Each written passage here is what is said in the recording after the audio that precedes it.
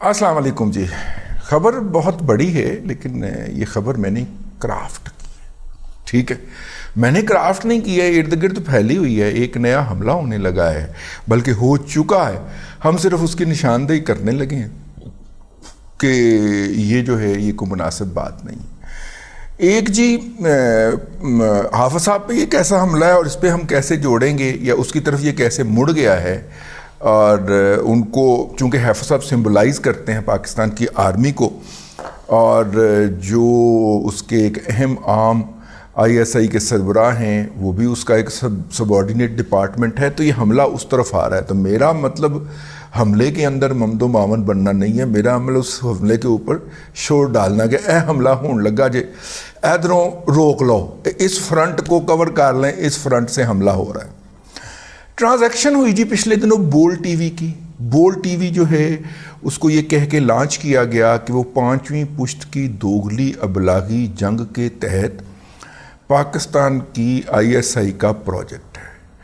بول T V جس شخص نے لانچ کیا اس کا نام شعیب شیخ تھا. شعیب شیخ جو تھا اس کے خلاف جعلی ڈگریاں بیچنے کا مقدمہ پہلی مرتبہ نثار علی خان نے جب وہ وزیر داخلہ تھے 1997 میں درج کیا تھا.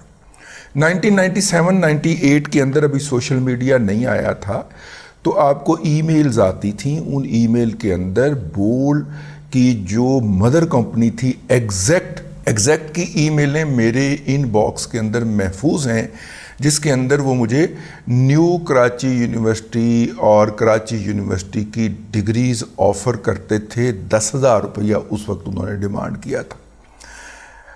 وہ جعلی ڈگریاں بیچتے تھے, پھر ان کا جعلی ڈگریوں کا کاروبار دنیا بھر میں پھیل گیا. پھر یہ لوگوں سے ڈالروں کی شکل میں لینا شروع ہو گئے 1 سال کے اندر ہی. اور انہوں نے طریقہ واردات کیا اپنایا کہ جس طرح کہ اوہایو یونیورسٹی ہے, امریکہ کی ایک معروف یونیورسٹی ہے, ہمارے استاد جناب اپنا مغیث الدین شیخ صاحب وہاں کے پی ایچ ڈی اسکالر رہے. تو انہوں نے جب اوہایو یونیورسٹی کے ساتھ کھڑی کر لی نیو اوہایو یونیورسٹی, اس کی ویب سائٹ بنائی, یہ وہ سارا کچھ. لوگوں کو ایگزیکٹ والے یہی کہتے تھے کہ ہم آئی ٹی کا کام کرتے ہیں, لیکن یہ آئی ٹی کا یہ کام کرتے تھے جعلی بنا کے, اور اس کی کہتے تھے کہ جی ہم آپ کو ڈگری دیں گے, یہ کریں گے, آپ کی ریسرچ بھی ہم کر دیں گے, آپ کا پی ایچ ڈی ہو جائے گا, یہ ہے وہ ہے.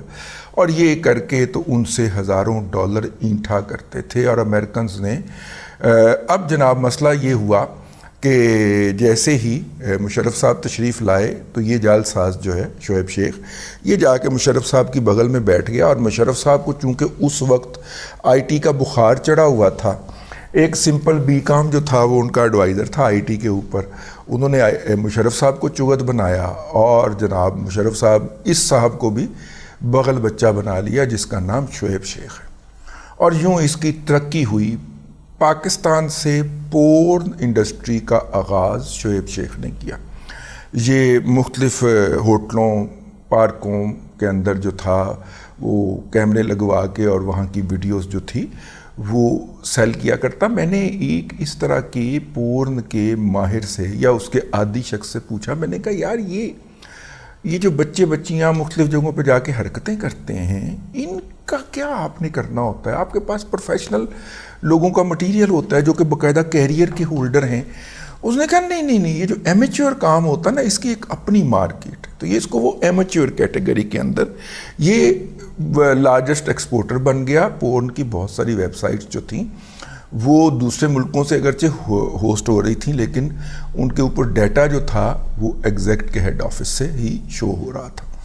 اڈاپٹ کر لیا جی پاکستان کے اداروں نے شعیب شیخ کو.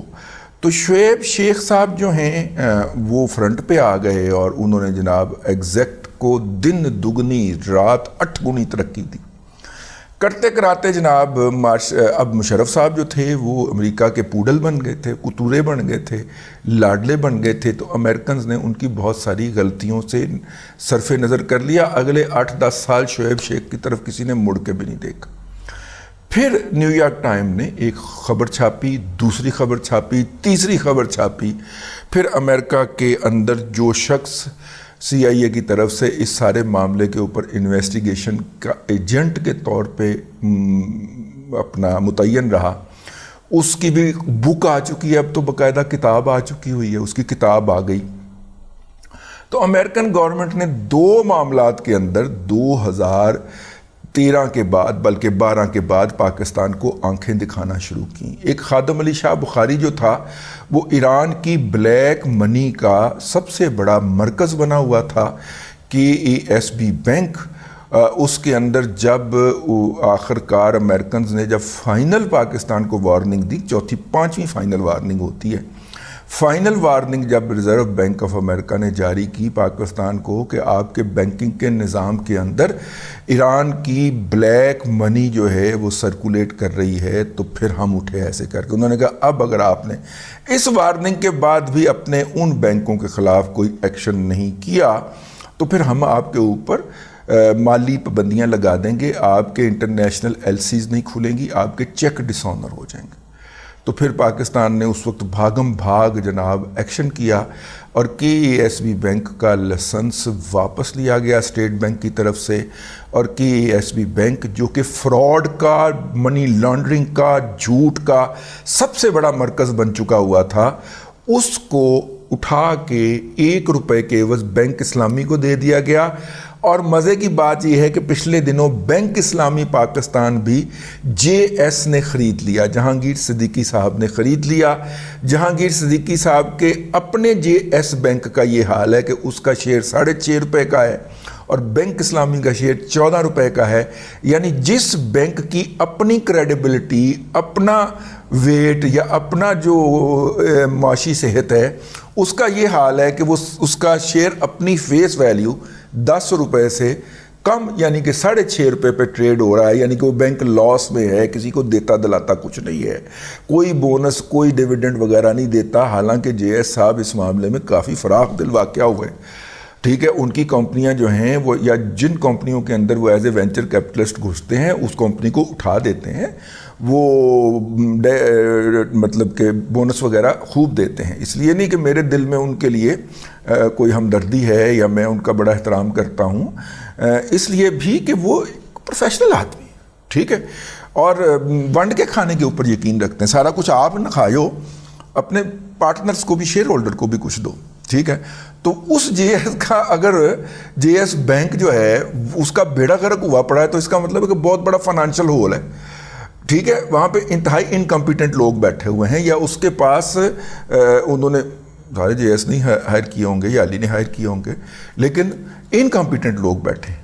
6.5 روپے کا شیئر ہے، اور وہ جس بینک کو خرید رہا ہے وہ ہے بینک اسلامی پاکستان، جس کا آج کی مارکیٹ کے اندر 14 روپے پلس مائنس کے اوپر شیئر ہے۔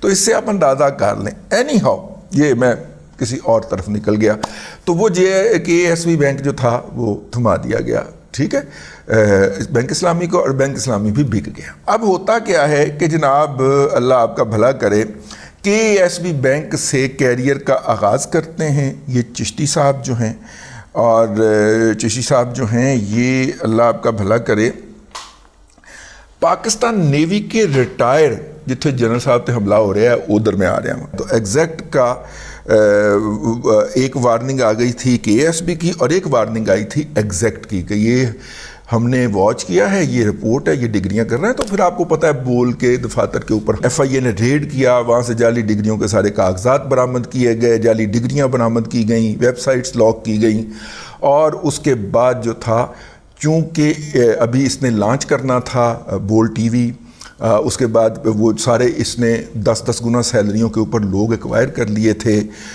جتنے بھی سکرین پہ آنے والے بڑے نام تھے، اور ان ناموں کے باعث موصوف نے 10 گنا، کسی کے 1 لاکھ ورتھ ہے تو اس کو 20 لاکھ روپے تنخواہ دے دی تھی۔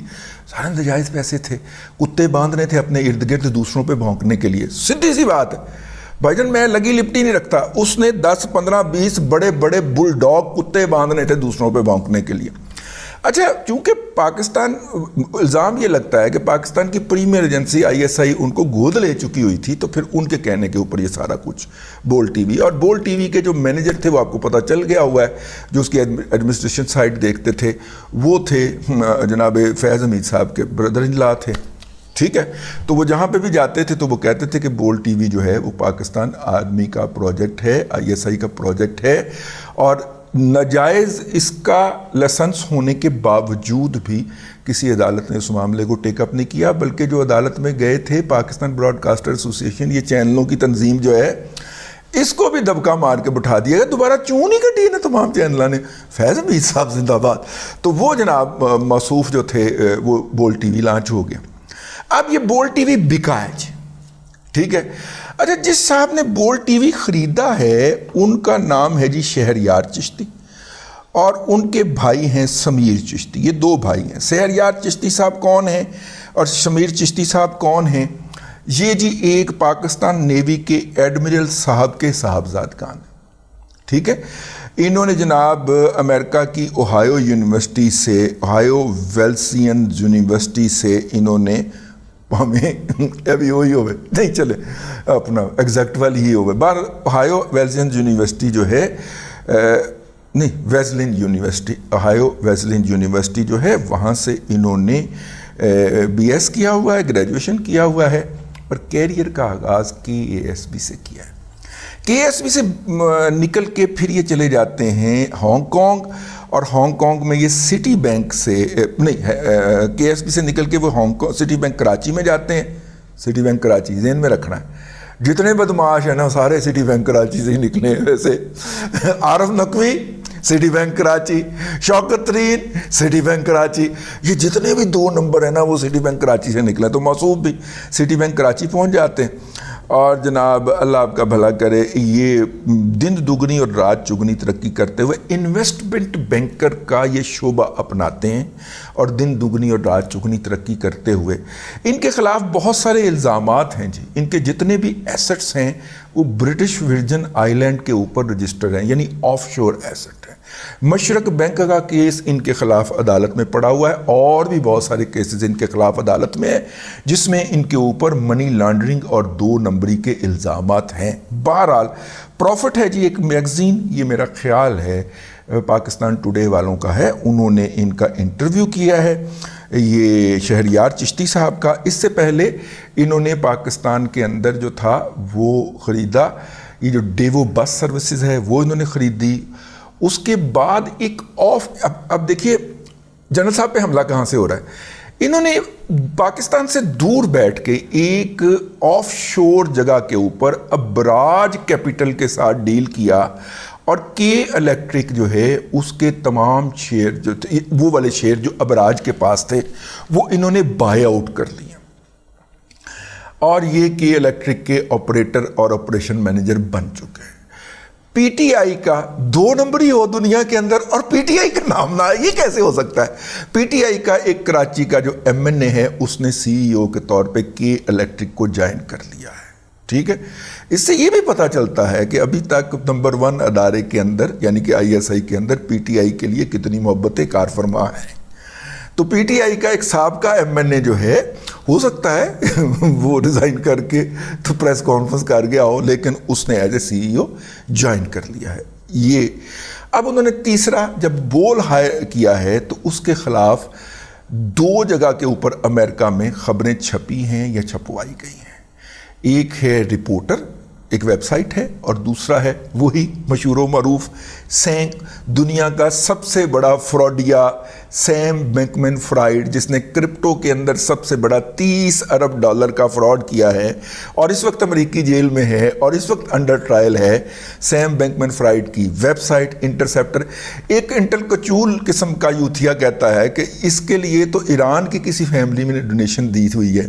تو میں نے کہا بیٹا آپ جو ہے نا وہ پہلے وہ کیا ہوتا ہے جی بلاک چین کا ذرا کنسیپٹ پڑھ لیں کہ، اور بلاک چین کے ذریعے پھر جس طرح آپ کرپٹو کو موو کرتے ہیں وہ ذرا پڑھ لیں بیسک کنسیپٹ، تاکہ آپ کو پتہ ہو کہ آپ کیا بات کرنے لگیں۔ ایس گل دے ہوتے یوتھیا جڑا نا وہ میرے ہوتے حملہ ہوگا، کیونکہ ٹھیک ہے جب آپ کو کنسیپٹ ہی نہیں ہے کہ انہوں نے بلاک چین کے ذریعے کتنی جگہوں سے گھما کے لانا ہوتا ہے کہ جو انویسٹیگیٹر ہے وہ لب نہ رہے ساری عمر کے، یہ یار یہ ٹرانزیکشن آئی کہاں سے تھی؟ یہ جی جرمنی سے آئی تھی، اور جرمنی میں کہاں سے آئی تھی؟ فرانس سے آئی تھی، فرانس میں کہاں سے آئی تھی؟ ہانگ کانگ سے آئی تھی، ہانگ کانگ میں کہاں سے آئی تھی؟ دبئی سے آئی تھی، دبئی میں کہاں سے آئی تھی؟ وہ جو برٹش ورجن آئی لینڈ سے آئی تھی، برٹش ورجن آئی لینڈ میں کہاں سے آئی تھی؟ وہ جی اوہایو سے آئی تھی، اوہایو سے آئی تھی، اچھا تو ہائیو میں کہاں سے آئی تھی؟ وہاں سے جی فلاں جگہ پہ آئی تھی. وہ اتنی کی جگہ پہ گھماتے ہیں کہ انویسٹیگیٹر کی ساری عمر ہی اس کے ثبوت ڈھونڈنے کے اندر گزر جائے. یہ بلاک چین کے ذریعے انہوں نے گھمایا گیا ہوگا. تو درمیان میں کوئی ایرانین آئی ڈی بھی آ گئی ہوگی, لیکن اس یوتھیے کو کون سمجھائے, بلاک کر دیتا پھر انہوں. ٹھیک ہے, حالانکہ کم از کم 30-35 سال پرانے تعلقات سن. تو میں کہا چل نہیں یار ٹھیک ہے. اور پھر وہ گالیوں پہ اتر آیا جب, تو پھر تو بلاک کرنا بنتا ہے. ہاں سجاد شفیق بٹ یار پاگل ہو گیا. تو خیر جناب, اب ہوا کیا ہے جی؟ ہوا کیا ہے؟ ہوا یہ ہے کہ اب چونکہ یہ الیکٹرک کی ہینڈنگ اوور ہو اور پاکستان کی ایجنسیوں کے کلیئرنس کے بغیر ہو جائے, یہ تو ہو نہیں سکتا. تو پتہ چل گیا نا کہ ایڈمرل صاحب تھے, ان کے صاحبزادہ صاحب ہیں. تو پھر یاد کریں نیب کے اندر جب فراڈ ہوا تھا تو کس طرح فوجی در فوجی در فوجی در فوجی در فوجی نکلے تھے. ٹھیک ہے, اور پھر جلدی جلدی دبایا گیا تھا.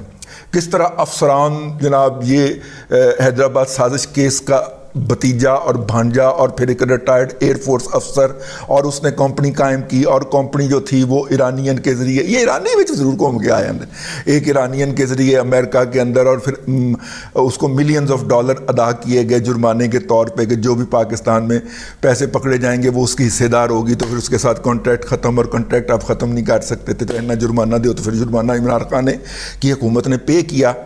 ٹھیک ہے, پھر ایک جنرل صاحب کا ساتھ جانا اور اس شخص کا الزام لگانا کہ جنرل کے اندر سے میرا کٹ وچ کی ہوئے گا, ساریاں گلاں. ٹھیک ہے, اب یہ جو رپورٹ 2 جگہ کے اوپر, انٹرسیپٹر سیم بینکمین فرائیڈ کی ویب سائٹ انٹرسیپٹر اور دی رپورٹر کے اوپر جو خبریں چھپی ہیں, وہ خبریں اس بات کو سجسٹ کر رہی ہیں کہ چونکہ کے الیکٹرک کی ڈیل جو تھی وہ فوج کی اجازت کے بغیر, ISI کی اجازت کے بغیر نہیں ہو سکتی. اور چونکہ بول ٹی وی تو تھا بھی ان کا, اور خریدی بھی ایک ایڈمرل ریٹائرڈ کے بیٹے نے ہے. ٹھیک ہے, اور اس لیے پاکستان کی جو ISI ہے وہ منی لانڈرنگ کر رہی ہے اس کے ذریعے. الزام جو پائن, میں تو صرف اس کو دہرانے کا اور آپ کی توجہ دلانے کا باعث بن رہا ہوں کہ پائن حملہ ہو گیا یہ. ٹھیک ہے, سیدھا حملہ ہے, اور آپ اس کو ابھی سے کاؤنٹر نہیں کریں گے. اور یہ چشتی صاحب جو ہیں, یہ آپ جہاں سے بھی لائیں, ایک رحمت چشتی پاک پتن میں پایا جاتا ہے, پاکستان کا سب سے بڑا بکیا جو ہے. پاکستان کے اندر ہونے والی تمام میچوں کی بیٹس جو ہیں اس کے پاس جاتی ہیں, خود وہ ساؤتھ افریقہ میں بیٹھا ہوا ہے. ٹھیک ہے, خالی گڈی شہر وچ گھما چھڑتا ہے کہ میں اتنے موجود ہوں کیونکہ بزنس لینا ہوتا ہے. اسی طرح یہ چشتی صاحب کہیں ان کے رشتہ دار نہ نکل آئے, رحمت چشتی کے رشتہ دار نکل آئے. تو بہرحال جی یہ حملہ ہوا ہے, 2 طرفہ حملہ ہوا ہے. بنیادی طور پہ ثابت یہ کرنا ہے کہ چونکہ یہ پاکستان میں فوج کے پروجیکٹ تھے, یا ان کی مرضی سے نہیں ہو سکتے, یا پاکستان کے ادارے, فوج کے ادارے ISI کی مرضی کے بغیر نہیں ہو سکتے. اور اگر یہ ہو گئے ہیں تو اس کا مطلب ہے کہ پاکستان فوج ان کے اندر انوالو ہے, اور پاکستان فوج اس کے اندر انوالو ہے under the command of general Syed Hafiz, ٹھیک ہے, عاصم منیر صاحب کے. یہ ان دونوں سٹوریوں کو, بڑی لمبی سٹوریاں لکھی ہوئی ہیں, انٹرسیپٹر کی بھی اور دی رپورٹر کی بھی, اور میں پڑھنے کے بعد اس نتیجے پہ پہنچا ہوں کہ حملہ فل تھروٹل ہو گیا ہے. اب بھائی جان ہمارا تو کام آواز لگا دینا ہے, ہم نے آواز لگا دی ہے. جن کو اس بات کی تنخواہ ملتی ہے یا جن کی ڈیوٹی ہے کہ انہوں نے اس حملے کو سبورٹ کرنا ہے, وہ دیکھ لیں انہوں نے کیا کرنا ہے. اب تک کے لیے اتنا ہی. اگلے ولاگ کے اندر پھر حاضری ہوگی. اللہ تبارک و تعالیٰ آپ کو آسانیاں عطا کرے اور آسانیاں خلق خدا میں تقسیم کرنے کی توفیق عطا کرے.